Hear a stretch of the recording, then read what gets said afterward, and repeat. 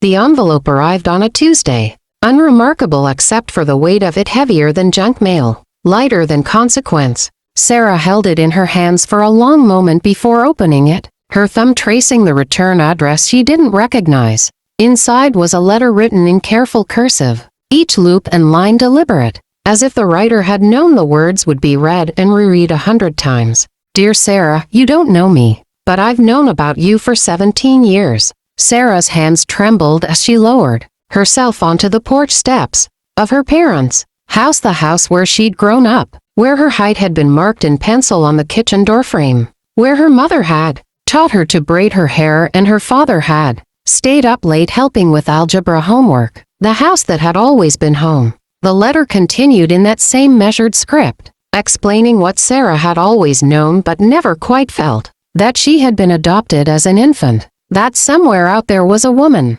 who had carried her for 9 months and then made an impossible choice. The woman's name was Claire, and she was writing now because Sarah had just turned 18, because the sealed adoption had specified this window of contact, because she wrote she had thought about Sarah every single day. Sarah read the letter 3 times before she heard her mother's car in the driveway. Jennifer Chen had the kind of face that showed every emotion, a transparency that had made her terrible at poker and wonderful at parenting. When she saw Sarah on the steps, letter in hand, her expression cycled through confusion, recognition, and something that looked like fear before settling into a careful neutrality. She wrote to you, Jennifer said. It wasn't a question. Sarah nodded, unable to speak past the tightness in her throat. Jennifer sat down beside her daughter, not reaching for the letter, not asking to see it. Do you want to talk about it? Did you know she would write? We knew it was possible. The adoption agreement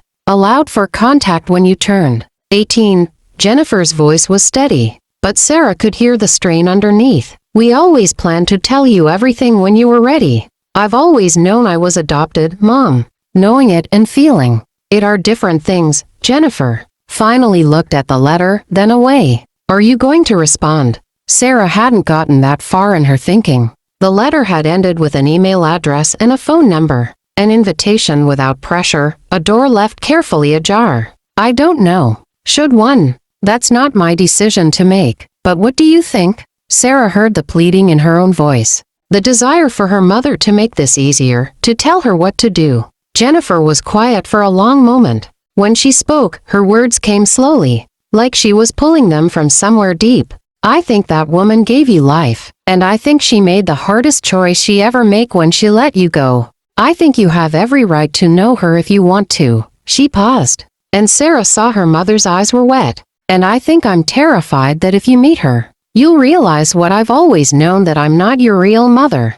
Mom, let me finish. Jennifer took Sarah's hand. But I also know that love isn't a finite resource. Meeting her doesn't mean losing us. It just means your heart gets bigger. She smiled, but it was shaky. Besides, your dad and I have had 18 years to prove ourselves. If we haven't made our case by now, another woman isn't going to change that. Sarah leaned her head on her mother's shoulder, breathing in the familiar scent of Jennifer's lavender lotion. You're my real mom. You know that, right? I know you love me. That's enough. But Sarah heard what her mother didn't say. The qualification hidden in those words. Love was enough, but it wasn't the same as being real. Being biological, being the woman whose DNA Sarah carried. And maybe, Sarah thought, that distinction mattered more than either of them wanted to admit. She waited a week before responding to the letter. In that time, she watched her parents carefully, looking for cracks in the foundation of the family she'd always taken for granted. Her father, Michael, was quieter than usual, his jokes less frequent. Jennifer cooked obsessively, filling the freezer with casseroles and soups as if preparing for a siege. Sarah's email to Claire was brief, agreeing to meet for coffee at a cafe halfway between their two cities. She didn't tell her parents about it immediately, though the secret sat heavy in her chest. When she finally mentioned it at dinner 2 nights before the meeting,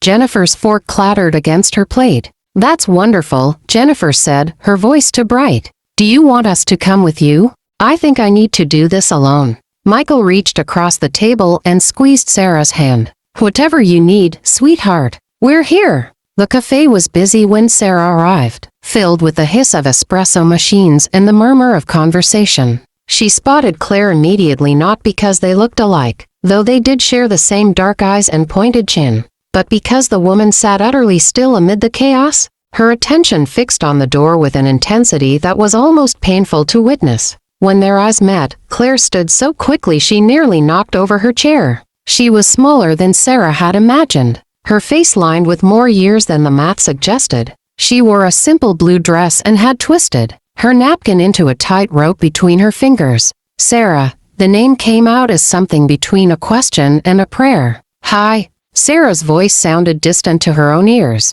like she was listening to herself from underwater. They sat across from each other, and for a long moment neither spoke. Sarah studied the woman who had given birth to her, looking for herself in Claire's features, in the way she tilted her head or the nervous gesture of tucking hair behind her ear. It was like looking at a photograph that had been slightly overexposed, recognizable, but not quite right. Thank you for meeting me, Claire finally said. I wasn't sure you would. I almost didn't. Sarah surprised herself with the honesty. I'm still not sure why I'm here. Claire nodded as if this made perfect sense. Can I tell you about the day you were born? Sarah had heard the story before from her parents, who had been at the hospital, who had held her first after the nurses. But she found herself nodding, wanting to hear this version, the one from before. Claire's voice was soft but steady as she described going into labor, 3 weeks early, terrified and alone in a hospital room. She talked about the social worker who held her hand, about the moment they placed a crying infant on her chest, about the 2 hours she had been allowed before the adoptive parents arrived. I counted your fingers and your toes, Claire said, and now her voice did break. I memorized your face. I sang you a lullaby my grandmother taught me, and then I let them take you, because I was 19 years old and barely surviving, and I knew you deserved better than what I could give you. Sarah felt tears on her own cheeks. Why now? Why reach out now? Because you're an adult now. Because the choice is yours to make, not mine or your parents'. Because I've spent 18 years wondering if I made the right decision, and I needed to see that I did. Claire's smile was sad and genuine. And from the way you carry yourself, from the kindness and how you agreed to meet me even though you didn't have to, I can see that the Chens gave you everything I couldn't. They're good parents, Sarah said, and felt disloyal even as she said it, as if by praising them to Claire she was somehow choosing sides. I'm glad. Claire reached across the table, stopped herself, pulled her hand back. I don't want to disrupt your life, Sarah. I don't want to replace anyone. I just wanted you to know that you were wanted, even if I couldn't keep you. That giving you up was an act of love, not abandonment. They talked for 2 hours, trading information carefully at first, then with growing ease. Claire was a teacher now, married with 2 sons. Sarah learned she had half-brothers, a fact that felt surreal and exciting in equal measure. She told Claire about school, about her plan to study environmental science, about her parents' unwavering support of whatever path she chose. When they finally said goodbye in the parking lot, Claire pulled Sarah into a quick, fierce hug. Thank you, she whispered. Thank you for existing, for being exactly who you are. Sarah drove home slowly, her mind churning. She felt fuller somehow, as if a space inside her she hadn't known was empty had been filled. But she also felt the weight of what this meant, that her family was larger now, more complicated, that she carried pieces of 2 different worlds. Her parents were waiting when she got home, pretending to watch television but clearly just sitting vigil. Jennifer's eyes were red-rimmed, and Michael was gripping the remote so tightly his knuckles were white. Sarah sat between them on the couch. She's nice. She's a teacher. She has 2 boys. Do you want to see her again? Jennifer asked. Maybe. Eventually. I don't know yet. Sarah took her mother's hand. She told me about the day I was born, about how she held me, and sang to me and then let me go, because she wanted me to have a better life. Jennifer made a small sound, something between a sob and a sigh. But then I came home, Sarah continued, to you. And you're the ones who taught me to walk and to read and to be brave. You're the ones who sat through every terrible school concert and cheered at every soccer game. She gave me life, but you gave me everything else. Michael pulled both Sarah and Jennifer close, his arms encompassing them both. You've got a big heart, kiddo. Room enough for all of us. Sarah thought about Claire's letter, about the careful cursive and the weight of 17 years of wondering. She thought about her mother's fear that she wasn't real, about her father's quiet support, about the two little boys who were her brothers but also weren't. She thought about how love didn't erase complexity,